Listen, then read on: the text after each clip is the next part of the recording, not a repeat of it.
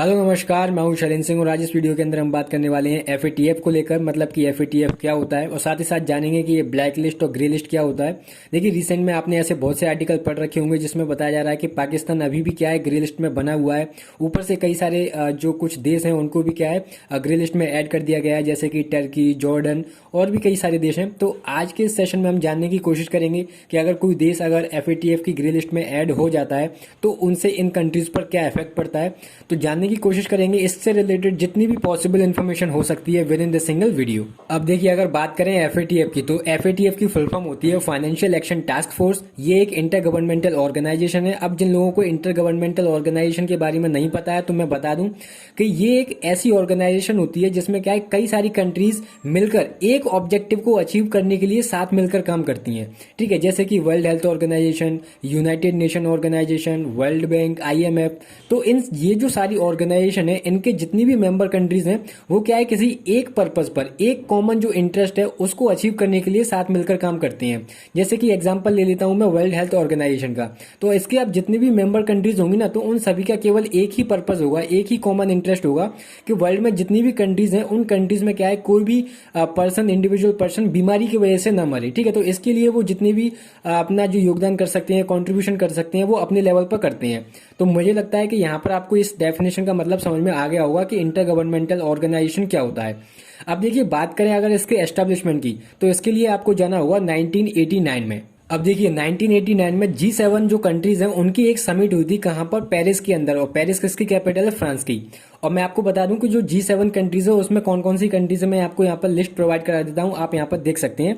जैसे कि Canada, France, Germany, Japan, United kingdom, US and Italy. तो ये सारी जो कंट्रीज हैं वो G7 कंट्रीज कहलाती हैं।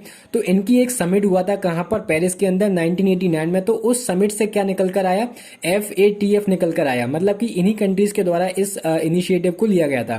ठीक है, तो 1981 में, मतलब कि जुलाई 1989 में FATF की स्थापना होती है और इसकी फुल फॉर्म मैं आपको बता ही चुका हूं, फाइनेंशियल एक्शन टास्क फोर्स। अब आप कहोगे ठीक है, ये तो हमें समझ में आ रहा है कि इसकी स्थापना कब की गई थी और इसके हेडक्वार्टर्स कहां पर हैं और इसकी स्थापना किसके द्वारा की गई थी।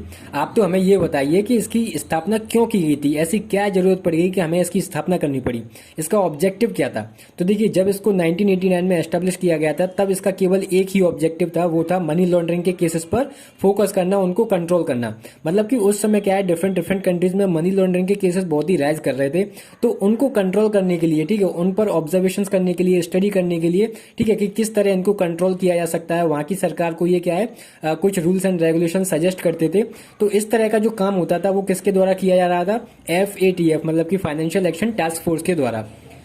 अब आप कहोगे अच्छा ठीक है, तो फिर ये मनी लॉन्ड्रिंग क्या होता है। तो देखिए, मनी लॉन्ड्रिंग उस चीज को कह दिया जाता है जब कोई इंडिविजुअल पर्सन या फिर कोई ग्रुप ऑफ पर्सन या फिर कोई ऑर्गेनाइजेशन इलीगल तरीके से या फिर क्या है, क्रिमिनल एक्टिविटीज के थ्रू पैसा अर्न करती है और उस पैसे को क्या है, व्हाइट मनी में कन्वर्ट कर देती है। तो इसी चीज को क्या कह दिया जाता है, मनी लॉन्ड्रिंग कह दिया जाता है। अब इसके क्या है, बहुत सारे वेज होते हैं, जैसे कि इलीगल आर्म्स मतलब कि हथियारों की तस्करी करना, human trafficking, drug trafficking, smuggling, insider trading. तो ऐसी बहुत सी चीजें होती हैं। ठीक है, इनके थ्रू क्या है, ये लोग इलीगल तरीके से पैसा अर्न करते हैं, फिर उनको क्या है, बिना सोर्स बताए व्हाइट मनी में अपना कन्वर्ट करा लेते हैं। तो बस इसी चीज को क्या कह दिया जाता है, मनी लॉन्ड्रिंग कह दिया जाता है। तो मैं उम्मीद करता हूं यहां तक आपको सारी चीजें समझ में आ रही होंगी। अब देखिए, टाइम आता है 2001 का, और 2001 में क्या है, अमेरिका के अंदर एक टेररिस्ट अटैक हुआ था। कहां पर, वर्ल्ड ट्रेड सेंटर पर 11 सितंबर 2001 में। तो बस इसी टेररिस्ट अटैक के बाद क्या है, इस ऑर्गेनाइजेशन ने अपनी कुछ पॉलिसीज में रिफॉर्म्स किए और तभी से लेकर, मतलब कि 2001 से ही इन्होंने क्या है, टेरर फाइनेंसिंग पर भी क्या है, अपना काम शुरू कर दिया।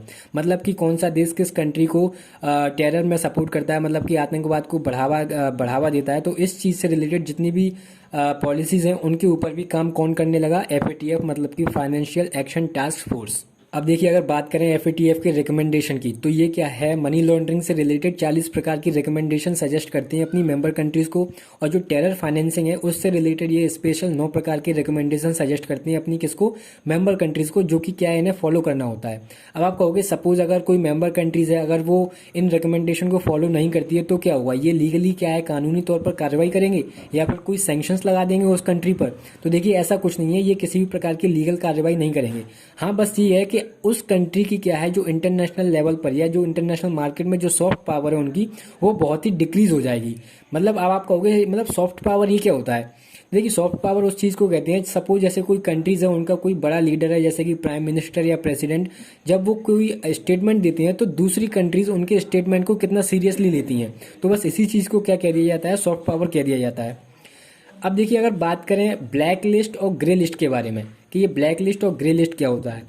अब देखिए अगर सबसे पहले बात करें ब्लैक लिस्ट की, तो ब्लैक लिस्ट में जो कंट्रीज होती हैं तो सबसे पहली बात उनको कहा जाता है नॉन कोऑपरेटिव कंट्रीज और टेरिटरीज। अब नॉन कोऑपरेटिव क्यों? क्योंकि अब एफएटीएफ के द्वारा जो रिकमेंडेशन सजेस्ट की जाती हैं ये उनको फॉलो नहीं करते हैं, तो इसलिए क्या कह दिया जाता है, नॉन कोऑपरेटिव कंट्रीज। अब इस लिस्ट में मतलब कि ब्लैक लिस्ट में वो कंट्रीज होती हैं जो सरेआम खुल्लम खुल्ला क्या सपोर्ट करती हैं, टेरर फाइनेंसिंग को सपोर्ट करती हैं, इनके देश में आए दिन मनी लॉन्ड्रिंग के केसेस आते रहते हैं।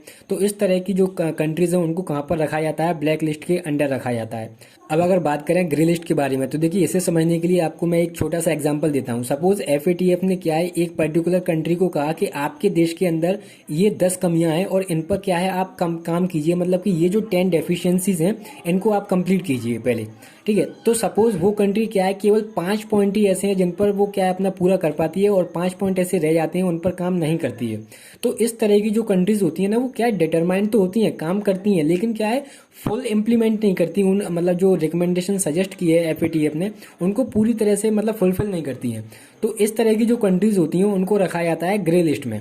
अब आप कहोगे चलो ठीक है, यहाँ पर ब्लैक लिस्ट भी समझ में आ गया, ग्रे लिस्ट भी समझ में आ गया, लेकिन सपोज अगर कोई कंट्री ग्रे लिस्ट में है तो मतलब उन कंट्रीज पर कोई इफेक्ट नहीं पड़ता क्या, उनकी इंटरनेशनल मार्केट में मतलब कुछ प्रॉब्लम नहीं होती? तो देखिए इन कंट्रीज को सबसे ज़्यादा प्रॉब्लम होती है लोन लेने में। कहाँ से?